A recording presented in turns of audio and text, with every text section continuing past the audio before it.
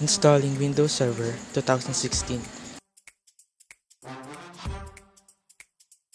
It will begin to load the Windows installation file. Once the files are loaded, you will be selecting the language and keyboard input method. We select the default option and click Next. On the next screen, choose the Install Now.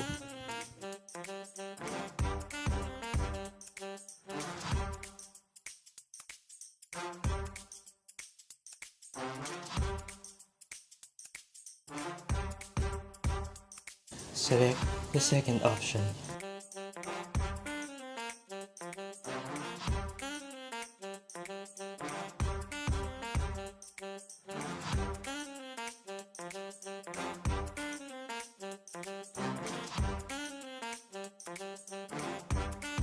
Accept the licensing agreement and click Next.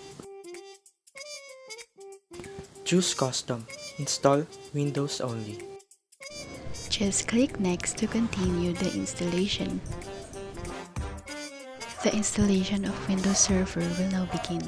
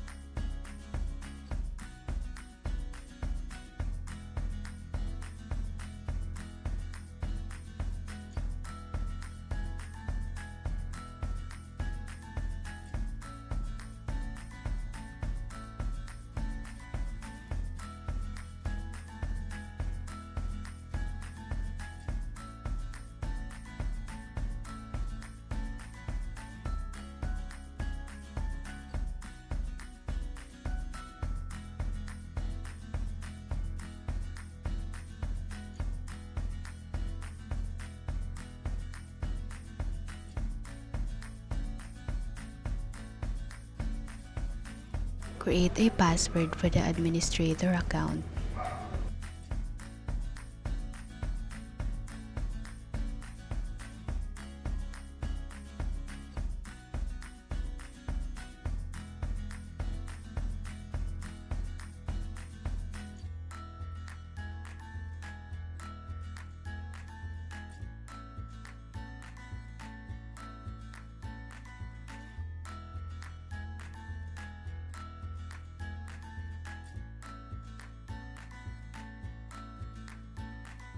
We are now on the login screen and input the password that was created.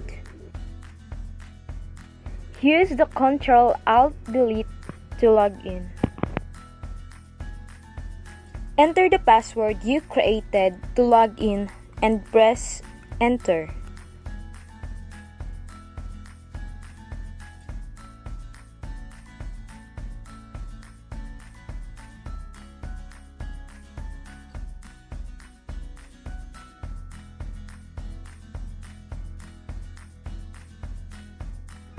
On network configuration, click Yes.